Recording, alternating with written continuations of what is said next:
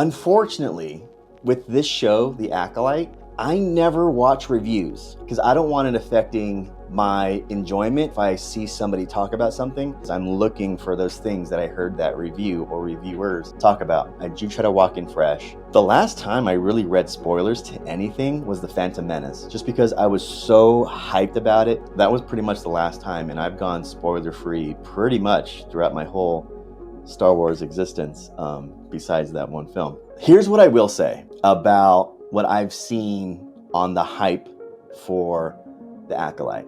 I love people's passion for the franchise. Whether you like it or anything in the Star Wars universe, whether you like something or really hate something or really love something, I love that we're all passionate fans. I really do think that you should have your voice be heard. We all have opinions, and I think all of our opinions matter, because eventually Lucasfilm is going to hear those opinions. I do love how passionate people are, and I do love that everybody has their opinion.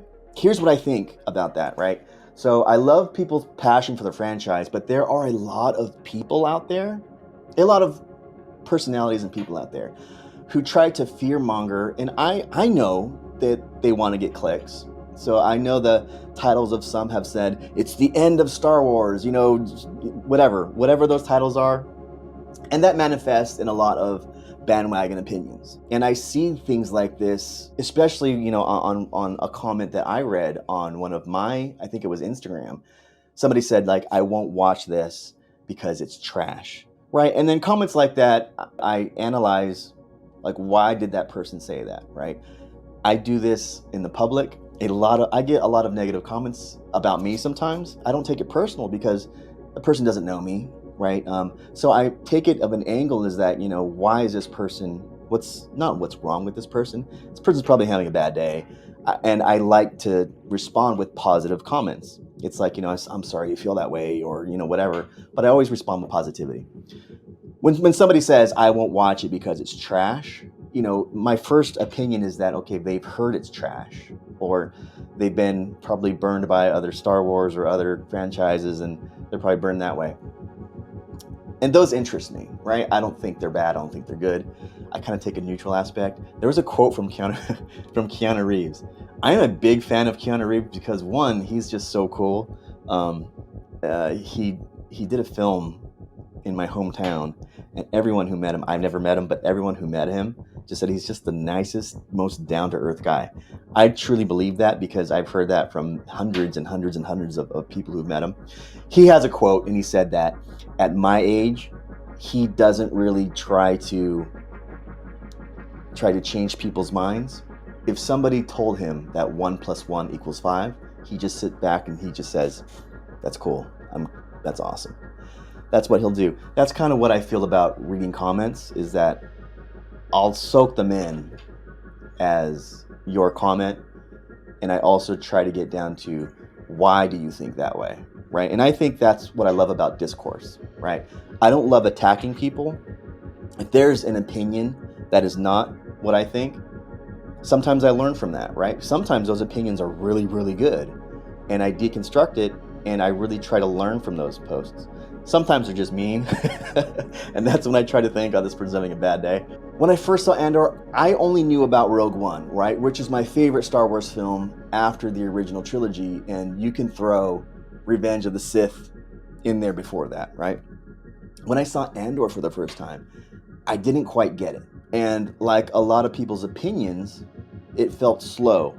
I knew what Tony Scott was doing by the time I got to the 3rd episode. Knowing a 3-act structure, I was like, he's structuring it like a 3-act play or a 3-act movie.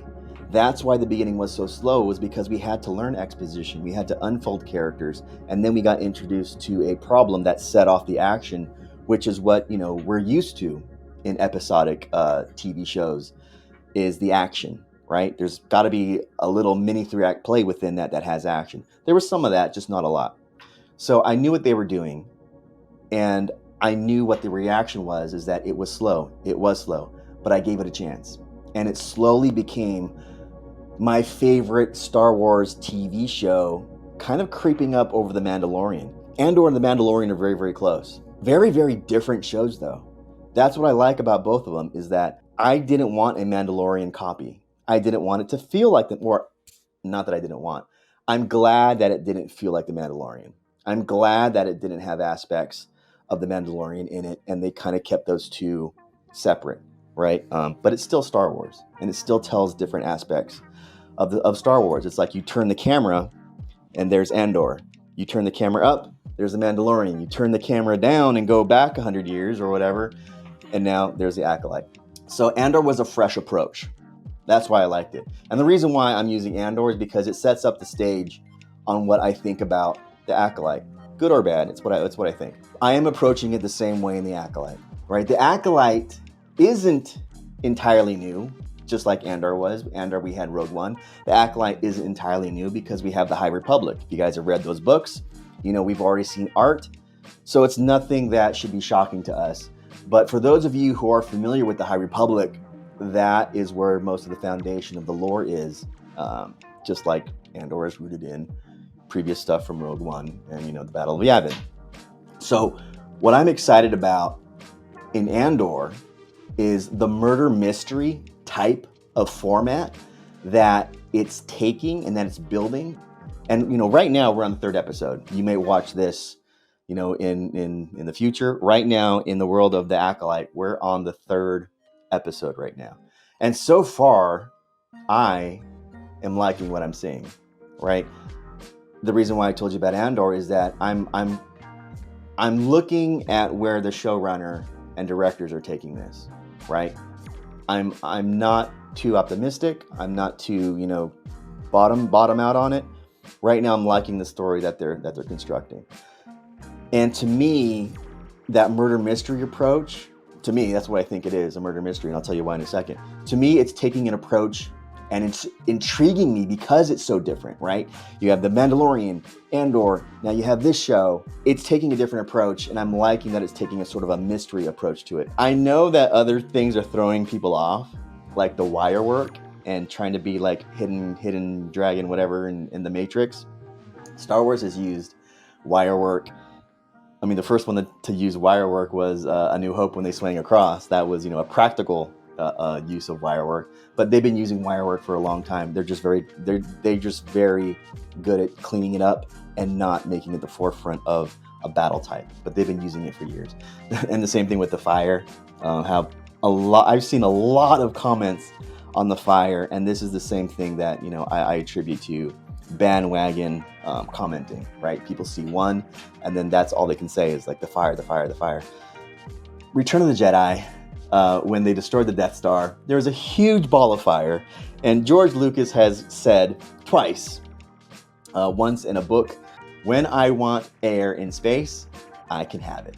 And George has also said that this isn't science fiction, it is a fantasy movie, right? There's lightsabers, for crying out loud. Right now in modern physics, we can't do lightsabers. There's the regurgitating of comments that aren't original thought. But I do like the fact that the story structure and what they're doing. And I'm liking the experience that I'm getting, right? I'm liking the experience that I'm getting from the Acolyte. And I want to see how the showrunners and the directors like shape up the murder mystery, as I like to call it. And there's another thing, you know, I don't want to spoil it for anyone who hasn't seen the episodes yet, but for me, and after we watched episode 3, I think that we are being told some things through the eyes of the Jedi right now. And there was a famous quote that said the victors are the ones who write the history books. And right now the victors are the Jedi, right? They go on to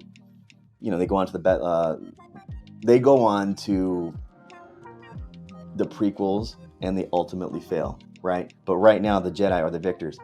I think these first 3 episodes have been told through the lens of the Jedi. And it's skewing that perspective, right? It's skewing that perspective to the hero's version of what happened in those first 3. You guys know what I'm talking about. And I think in murder mysteries, just like the crime noir films of the 40s and 50s, if you guys have ever watched The Third Man from Orson Welles, so The Third Man, or even The Usual Suspects, In fact, I would say watch The Usual Suspects. The Usual Suspects to me is the way that the Acolyte is forming. We're getting the perspective of the Jedi right now. I think it's going to flip, and I think we're going to see the perspective of the Sith, and I think ultimately we are going to be very, very sympathetic to the plight of the Sith once this whole series culminates. That's just what I think. So let me know your thoughts on it, but I really ask that all of you have civil discourse inside my comments. Listen to your fellow Star Wars fans, right? Don't attack their opinion just because it's different from yours. And trust me, I have been getting attacked just by saying that I like the Acolyte, which I don't really care, right? You guys can attack me all day long. I signed up for this as soon as I posted a video on YouTube. You guys can attack me all day long. What I won't tolerate, though, is when you guys attack others, right? Just do civil discourse. Listen to your fellow Star Wars fans. We are all Star Wars fans like that. And sharing your opinion, I think, is very important because Lucasfilm does listen when it's told right, right? When you attack Lucasfilm, they don't listen. When you give them discourse and you honestly tell them what you like and what you don't like, they will listen. But as always, my friends, thank you, and I will see you next time.